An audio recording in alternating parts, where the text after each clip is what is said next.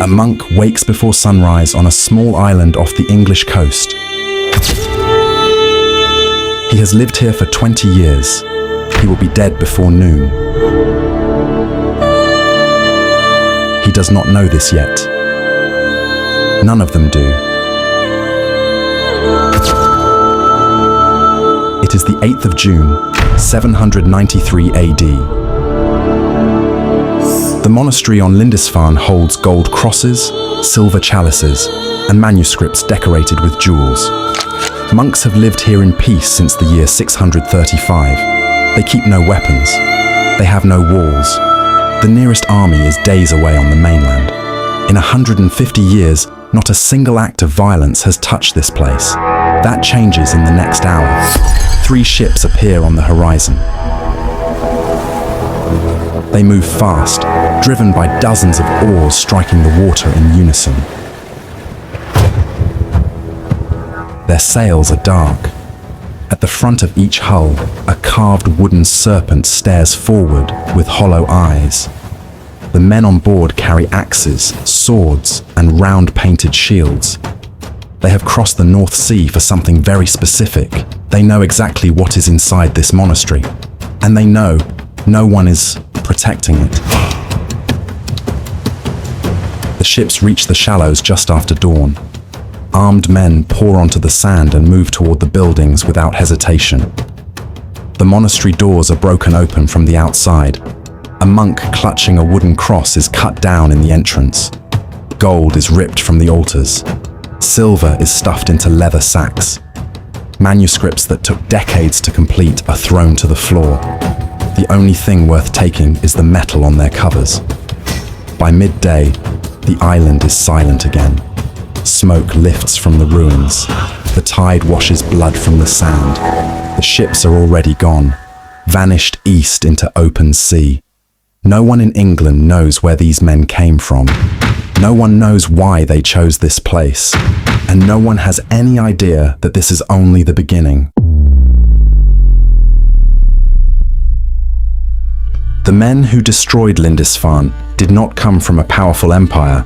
They had no written language, no cities, no central government. They came from the frozen edges of northern Europe, a stretch of coastline so harsh that farming alone could not keep a family alive. The growing season lasted barely 4 months. What little farmland existed was already claimed by chieftains and passed down to their eldest sons. A second son inherited nothing. A third son did not even have a name worth remembering. So these men built ships instead. And their ships changed everything.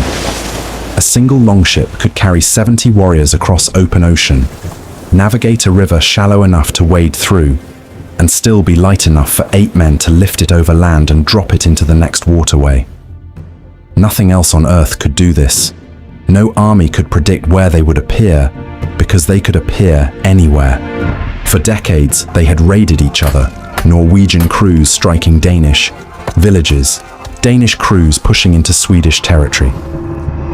But by the late 700s, word had reached the harbours of Scandinavia about an island to the southwest, a place called England.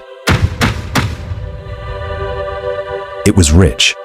Its monasteries overflowed with gold and silver. Its kingdoms were divided.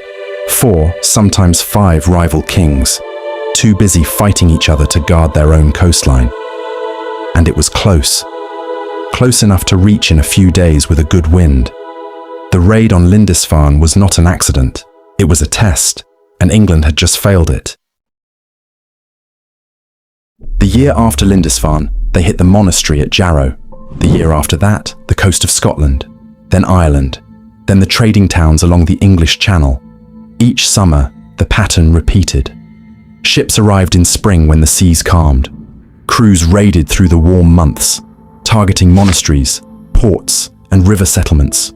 By autumn, they were gone, sailing home with everything they could carry. England had no navy, no coastal defences, and no single king with the authority to organise a response.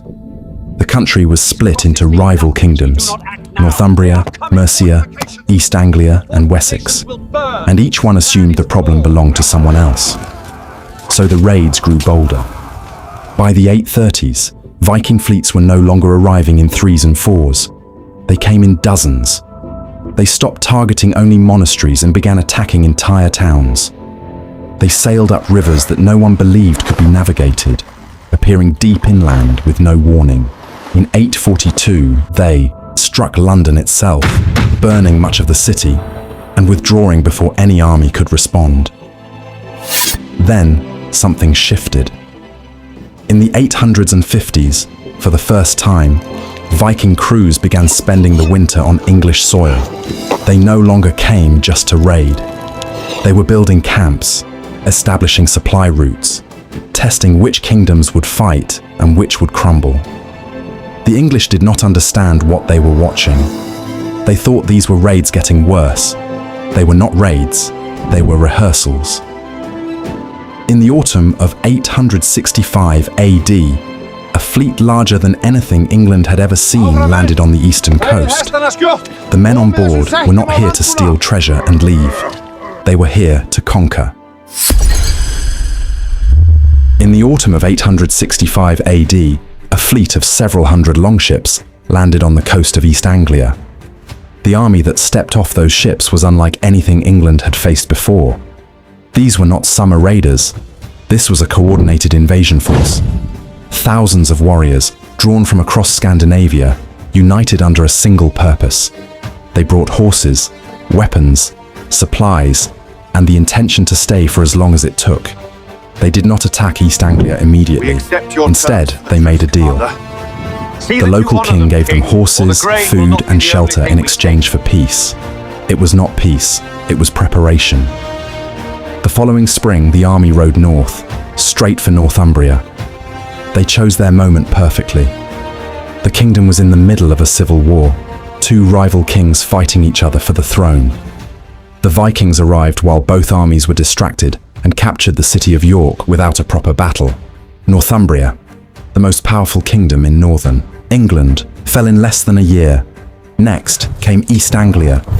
The same kingdom that had given them horses now tried to resist. Their king was captured, tied to a tree, and killed with arrows. His kingdom was absorbed overnight. Then Mercia, the great central kingdom. Its cities were taken one by one. Its king fled the country entirely.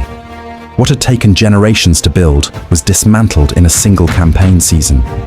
By 871 AD, 3 of England's 4 kingdoms had been destroyed or conquered. Every major city north of the Thames was under Viking control. Churches were burned or converted into feasting halls. Local lords either swore loyalty to the invaders or disappeared. One kingdom remained: Wessex, the last surviving Saxon territory. Its old king had just died, and the crown had passed to his youngest brother, a 21-year-old with no battlefield experience who had spent most of his youth reading books and studying scripture. He was the only thing standing between the Vikings and total conquest of England, and he had just lost his first battle. For 7 years, the young king of Wessex did something no one expected. He survived. While the Viking army tore through the rest of England, he fought a grinding war of small battles and temporary truces. He lost men. He lost territory. He paid silver to buy time when there was no other option. But he did not fall. Then, in the winter of 878 AD, the Vikings launched a surprise attack on his stronghold at Chippenham. Help us! It came during the Christmas feast, when his guard was down and most of his army had gone home. The assault was devastating. Wessex collapsed almost overnight. The king escaped with a handful of men into the marshes of Somerset, a landscape of fog, shallow water, and dense reed beds that the Vikings could not navigate. For weeks he lived in hiding. No throne, no army, no kingdom, just a fugitive crouching in the wetlands while the people who had sworn loyalty to him were surrendering one village at a time. This was the lowest point in the history of Saxon England. Every kingdom had fallen. Every king was dead, exiled, or captured. The entire country was one bad week away from becoming a permanent Viking territory. And then, from the swamp, a message went out. The The king sent riders to every corner of Wessex, calling free men to a meeting point at a place called Egbert's Stone. He had no guarantee that anyone would come. His kingdom had been shattered. His name carried no power anymore. They came anyway. Thousands of them. Farmers, craftsmen, minor lords, men who had been hiding in their own villages, waiting for someone to tell them the fight was not over. 7 weeks later, this reassembled army met the full Viking force at the Battle of Edington. The fighting lasted an entire day. By nightfall, the Viking line had broken. Their army retreated to a fortified camp. After 2 weeks under siege, they surrendered. England did not win the war that day, but it stopped losing. The treaty that followed divided the country in two. The north and east, everything the Vikings already held, became known as the Danelaw. The south and west remained Saxon under the rule of a king who had rebuilt his kingdom from a hiding place in a swamp. He was the only English ruler in history who would ever be called the Great. For the next 40 years, England existed as two separate countries sharing one island. The south and west were Saxon. Churches stood. Latin was spoken by priests and scholars. Farmers worked land that had been in their families for generations. Life was ordered, Christian, and familiar. The north and east were something else entirely. In the Danelaw, Old English estates were divided among Scandinavian settlers who brought their own language, their own gods, and their own way of settling disputes. Villages that had once answered to Saxon lords now operated under Norse law, where a man's reputation was decided not by his bloodline, but by the oath of his neighbors. The two cultures bled into each other slowly. Saxon merchants learned enough Norse to trade in York. Danish farmers married local women and baptized their children. Towns that had been burned during the invasion were rebuilt with a mixture of English stone and Scandinavian timber. Even the language began to merge. Hundreds of everyday English words used today, from sky to knife to window, entered the language during this period. It was not a peaceful coexistence. It was an uneasy one. Both sides knew it could not last. And in the south, the heirs of the Great King were already making plans to take it all back. The Great King died in 899 AD. He left behind a kingdom that was battered but unbroken, and a family that had no intention of settling for half a country. His son took the throne of Wessex and immediately began pushing north. Town by town, fortress by fortress, he reclaimed territory that had been under Viking control for a generation. He did not do it alone. His eldest daughter had married the Lord of Mercia. When her husband died, she did not step aside. She took command of the Mercian army herself, building fortifications, planning campaigns, and leading assaults on Viking strongholds across the Midlands. Saxon chronicles recorded her victories alongside those of any king. In a world that expected women to mourn and withdraw, she became one of the most effective military commanders England had ever produced. Between brother and sister, the Danelaw was shrinking year by year.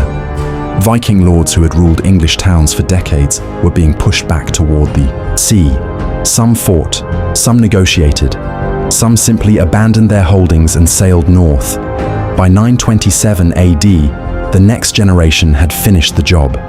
The Great King's grandson marched into York, the last major Viking stronghold in England, and claimed it without a fight. For the first time in history, a single ruler controlled everything from the Scottish border to the English Channel. England did not exist as a concept before the Viking invasion. It was four separate kingdoms that rarely cooperated. The crisis that nearly destroyed them is exactly what forced them to become one country. But the story was not over. The North still remembered its Viking roots. And across the sea, Scandinavia was watching. For 50 years after the reconquest, England held together. The Viking threat seemed to belong to a previous century. A new generation had grown up knowing nothing but peace. Then, in 980 AD, the longships returned. This time, They were not disorganized war bands looking for easy targets. These were professional armies, backed by Scandinavian kings, equipped with better weapons, larger fleets, and a clear political objective. They did not want treasure, they wanted the country. The English king had no answer. Rather than fight, he chose to pay. Enormous sums of silver, tens of thousands of pounds, were handed over in exchange for the Vikings leaving. The payments were called Danegeld. It did not work. The silver only proved that England was rich and its leadership was weak. Every payment bought a few months of peace before the next fleet arrived demanding more. In desperation, the king made a decision that would haunt England for a generation. On the 13th of November 1002 AD, he ordered the killing of every Dane living on English soil. Men, women, and children, settlers who had lived in England for decades, were hunted down and murdered in a single coordinated massacre.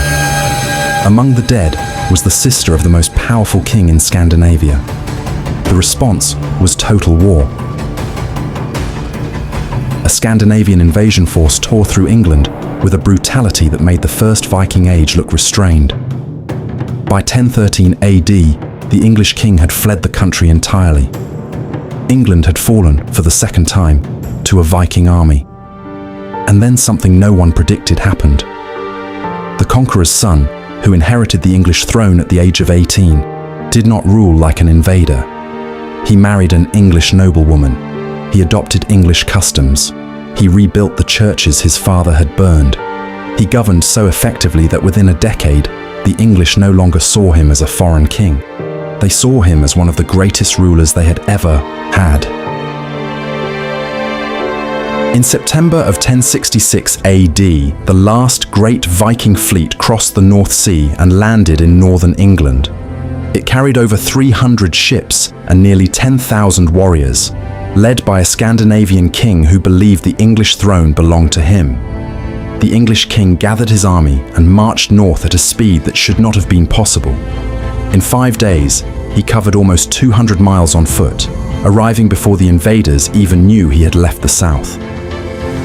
The two armies met at Stamford Bridge on the 25th of September. It was a slaughter. The Viking force, caught off guard and separated from their armor, was destroyed almost completely. Their king was killed. Out of 300 ships that had sailed to England, fewer than 30 carried survivors home. The Viking Age in Britain was over. 273 years of raids, invasions, kingdoms rising and falling, and the longest struggle in English history ended on a single afternoon beside a river in Yorkshire. But the man who won that battle never got to celebrate it. 3 days after Stamford Bridge, a message arrived from the south. Another army had landed on the English coast. This one was not Viking. It was Norman, led by a duke from northern France who also claimed the English throne. The exhausted English army turned around and marched 250 miles south in less than 2 weeks. On the 14th of October, they met the Norman force at a ridge near the town of Hastings. By nightfall, the English king was dead. His army was broken. The crown passed to a foreign ruler for the second time in 50 years. The Viking Age did not fade away